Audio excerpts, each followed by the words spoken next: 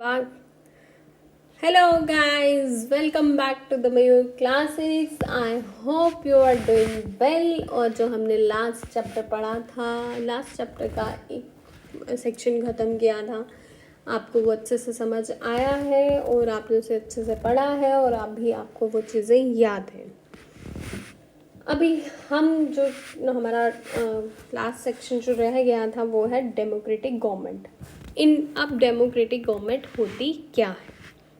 India is a democracy. India में क्या है? डेमोक्रेसी। इंडिया क्या है? डेमोक्रेसी है। This achievement is the result of a long and eventful struggle of Indian people. यहाँ पे किसके बाद ये डेमोक्रेसी मिली है? बहुत बड़ी स्ट्रगल के बाद, बहुत बड़ी इंडियन पीपल्स के बाद हमें ये चीज़ें मिली। There are other places in the world where people have also struggled to have democracy, जहाँ पे लोगों को डेमोक्रेसी के लिए बहुत ज़्यादा स्ट्रगल करना पड़ा है। You know that the main feature of democracy क्या है? Is that the people have the power to elect their leaders. हमारे पास पावर है, हम किसको अपना नेता चुनेंगे तो बहुत ध्यान से चुनना होता है। So in a sense a democracy is ruled by the people. Democracy किसके द्वारा रूल की जाती है? लोगों के द्वारा। The basic idea is that people rule themselves by participating in the making of these rules. कोई भी रूल्स, कोई भी लॉ जब बनता है तो उसमें पीपल पार्टिसिपेशन होती है। तो आप ही रूल्स बना रहे हो, आप ही रूल्स एंड रेगुलेशंस बना रहे हो, तो देख लो कितने तोड़ने कितने नहीं, कितने केसेस आते हैं। मतलब ट्रैफिक पुलिस वालों की भी तो बुरी हालत होती है। ट्रैफिक लाइट्स कोई ब्रेक करे, आप कोई भी रूल तोड़ रहे हो, आपको ही हार्म होगा। वो कैसे होगा? आपने रूल तोड़ा है, आपने हेलमेट नहीं डाली, आप निकल गए, एक तो आपको फाइन लगा, दूसरा भगवान करे ना आपको लग जाए फिर, और वो सिर को लग जाए तो बॉडी में कहीं पे भी किसी को भी ना लगे, बट जब आपको सिर पे लगती है ना तो बहुत प्रॉब्लम्स क्रिएट हो जाती हैं।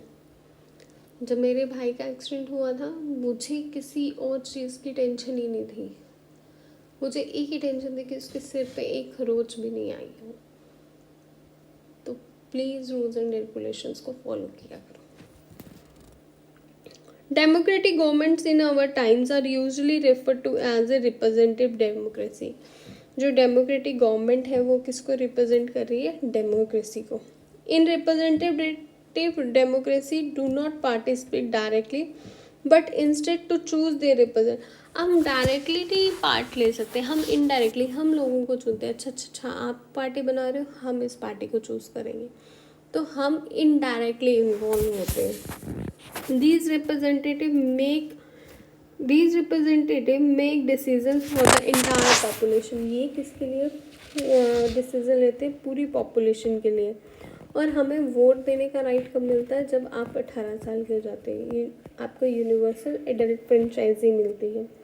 But it was not always like this. Can you believe that there was a time when governments did not allow women and the poor to participate in elections? आपको पता है एक टाइम था जब गरीब लोग और पुअर पीपल, मेरी नज़र में कोई वैसे गरीब नहीं है, अब गरीब से एक वर्ड उठ गया, मेरी नज़र में कोई गरीब नहीं है, कोई भी नहीं, जिसके हाथ पाँव सब कुछ सलामत है, फैमिली अच्छी है। फैमिली इन द सेंस आपके पेरेंट्स आपके साथ हैं, आपके पास सब कुछ है, आपको आपको आप हो ही नहीं पुअर, आप काम करोगे, अपनी हालत सुधार लोगे मेहनत करके। वो कौन है? जो बाय बर्थ हैंडीकैप्ड है, वो गरीब है, उनके लिए चैलेंजेस है। जो किन्नर है, बाय बर्थ है, उनके लिए प्रॉब्लमेटिक है, वो गरीब है। हाँ, money is very important but money is not everything, ये भी चीज़ याद रखना। This mean that women, the poor, the propertyless, uneducated people, the country was governed by these rules and regulations over few men. कुछ लोगों के द्वारा ये होती थी। क्योंकि वो तो पढ़ी लिखी नहीं है, गरीब लोग दे नहीं सकते हैं, अनपढ़ होने नहीं दे रहा। तो ये क्या है, इससे क्या आपको शो होता है कि जो ये रूल्स एंड रेगुलेशंस जो हैं वो कौन बना रहा है, कुछ ही लोग बनाएंगे, very few. India before independence only a small minority was allowed. जब इंडिपेंडेंस से पहले क्या था, इंडिया में कुछ माइनॉरिटीज़ को ही अलाउ किया जाता था कि वो वोट कर सकते हैं। Several people, including Gandhiji, were shocked at unfairness of this practice and demanded that all adults have right to vote. This is known as universal adult franchise. Universal adult franchise में क्या है कि गांधी जी ने आवाज़ उठाई कि हमें यूनिवर्सल राइट टू वोट मिलना चाहिए जो हम प्रैक्टिस कर सकें, और ये अनफेयर चीज़ों को बंद होना चाहिए। राइटिंग इन द जर्नल, उनका एक जर्नल है जिसमें उन्होंने लिखा हुआ है, Young India in 1931, Gandhi ji said, I can not possibly bear the idea that a man who has got a wealth and should have the vote, but that a man who has got character but no wealth and literacy should have no vote, or that a man who works honestly by the sweat of his brow day and in and a day out should not have the vote for the crime of being a poor man. कोई मेहनत कर रहा है इंसान, कोई अपनी wealth जुटा रहा है, उसके पास अगर वेल्थ नहीं है तो वो हम क्या बोल देंगे कि आप लायक नहीं हो काम करने के। तो हम क्या क्राइम कर रहे हैं, हम उसको एक गरीबी का ताना दे रहे हैं कि तुम नहीं, तुम पढ़ इतने, तुम्हारे पास पैसे नहीं है, इतना क्राइटेरिया नहीं है। तो उन्होंने सबसे पहले आवाज़ उठाई। ऊपर हमने एक चीज़ मिस की है, वो है votes for women. Nowhere in the world, हर जगह आप वुमेन्स को वोटिंग राइट मिल चुका है, सारी जगह।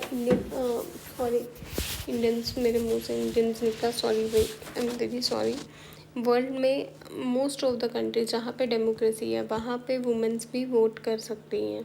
सबसे पहले इंडिया ही कंट्री थी जिन्होंने वुमेन को ये रिकग्नाइजेशन दी थी।